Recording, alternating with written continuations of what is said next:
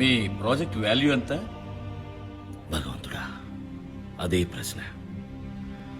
మొన్న వచ్చిన double smart trailer అయితే చూసా. నాకైతే అంతేం అనిపించలేదండి, హోప్స్ అయితే లేవు. ఏమైందిరా? పూరి గారు కూడా లాస్ట్ హీ స్కిల్స్ అనిపిస్తుందండి. అసలు ఎందుకు ఏంటి అనేది ఫుల్ వీడియోలో మాట్లాడుకుందాం. హాయ్, నేను మీ Jilebi, welcome to our channel. Video start చేసే ముందు అయితే అసలు ఫస్ట్ పూరి గారి గురించి మాట్లాడుకుందాం. సినిమా కంటే ముందు ట్రైలర్ ఏంటి, ఎందుకు నచ్చలేదని తర్వాత మాట్లాడుకుందాం. ఫస్ట్ అయితే పూరి గారి గురించి బ్రీఫ్గా ఒకటి మాట్లాడుకోవాలండి. ప్రీవియస్గా ఆయన ఫిలిమ్స్ చూసుకుంటే అంత ఇంట్రెస్టింగ్గా ఎక్కడైతే ఏమనిపించట్లేదండి. నాకు తెలిసి ఆయన లాస్ట్ హిట్ ఎప్పుడో టెంపర్ అనుకుంటా లాస్ట్ ఫుల్ ఫ్లెడ్జ్డ్ హిట్ అయింది. ఆ తర్వాత అన్ని హాఫ్ బేక్డ్ సినిమాలు తీసుకుంటూ వస్తున్నారు. ఇస్మార్ట్ శంకర్ హిట్ అయిందిలే, కానీ అది కూడా నాకు పర్సనల్గా అంత నచ్చదు. అది మేబీ ఏమో, మరి నాకైతే అంత పర్సనల్గా నచ్చదు. అది వాట్ ఈజ్ వాట్ అనేది మాట్లాడుకుందాం తర్వాత. మనకు తెలుసు పూరి గారు క్యారెక్టరైజేషన్ ఎంత పవర్ఫుల్గా రాస్తారు. అసలు హీరో రోల్ చెత్తకు కూడా వేస్తారని మనకు తెలుసు.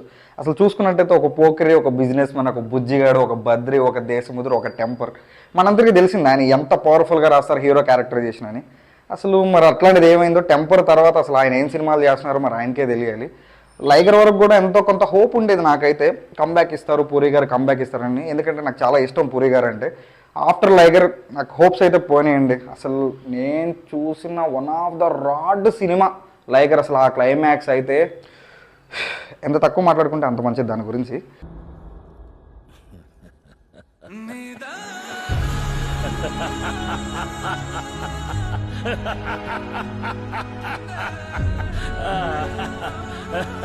నెక్స్ట్ వచ్చేస్తే ఇస్మార్ట్ శంకర్ నాకు పర్సనల్గా అంత నచ్చదు.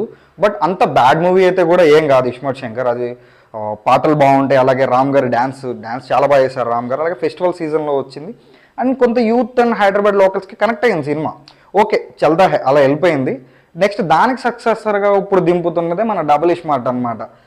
ఇది ట్రైలరే కొంచెం సోదిలాగా ఉంది. 3 minutes భరించలేకపోయాను ట్రైలరే నేను. ఏం లేదండి, సేమ్ కాన్సెప్ట్. ఇప్పుడు ఆ సంజయ్ దత్ వచ్చాడు, ఆ చిప్పు మళ్ళీ రామ్కి కనెక్ట్ చేయడం అంటున్నారు. ఏదో సంజయ్ దత్కి ఏదో డ్రీమ్ ఉంటుందంటే ఎక్కువ కాలం బతకాలని.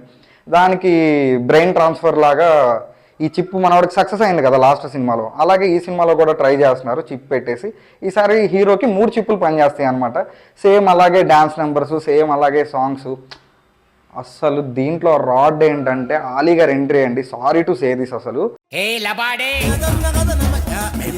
ఏదో 2012, 2013, 14 రేంజ్ ఆ టైంలో వచ్చే సినిమా లాగా అనిపించిందండి. అసలు ఏదో ఫోర్స్డ్గా ఇన్సెట్ చేసినట్టు అనిపించింది అసలు ట్రైలర్లోకి ఆలీ గారిని అయితే. అసలు ఆ గెటప్ కూడా ఆడ్గా ఉంది చూడడానికి. అసలు అది కనెక్టివిటీ లేదు. అండ్ అలాగే క్లైమాక్స్, అసలు ఇస్మార్ట్ శంకర్లో క్లైమాక్స్ కొంచెం క్లిక్ అయింది. ఏది శివుడు కొంచెం అదంతా పెట్టి ఆ బ్యాక్ డ్రాప్ పెట్టేసి కొంచెం ఏదో క్లిక్ అయింది, అంతా ఓకే, జనాలు అప్లోజ్ వచ్చింది. సేమ్ అది హిట్ అయిందని చెప్పి పారదొబ్బి మళ్ళీ ఇంకా సేమ్ మళ్ళీ శివుడు, మళ్ళీ సేమ్ అక్కడ డ్యాన్సులు, మళ్ళీ సేమ్ మ్యూజిక్, సేమ్. పూరి గారు అర్థమవుతున్నా మీకైనా మీరు ఏం చేస్తున్నారు? ఇంకేం చెప్పలేమండి మీకు. మీరే ఇట్లా చేస్తే కష్టం. ఇలాంటి చాలా ఉన్నాయి, ఇంకా దాచాం కుప్పలుగా. ఎన్ని దెబ్బలు తిన్నా మనకైతే సిగ్గురాదుగా. స్టిల్ పూరి గారు హిట్ కొడతారన్న హోప్ అయితే ఉంది. ఆయన నాకు హైప్ ఇస్తారన్న నమ్మకం కూడా ఉంది. చూద్దాం థియేటర్కి వెళ్ళి. మేబీ నేను రాంగ్ అయ్యి సినిమా బాగుంటే అదే హ్యాపీ. పూరి గారు కంబ్యాక్ ఇవ్వాలని చెప్పి మనస్ఫూర్తిగా కోరుకుంటున్నాను. మూవీ రాగానే మన ఛానల్లో ఫుల్ వీడియో రివ్యూ అయితే చేద్దాము. దానికోసం సబ్స్క్రైబ్ చేసుకోండి. వీడియో నచ్చితే లైక్ చేయండి.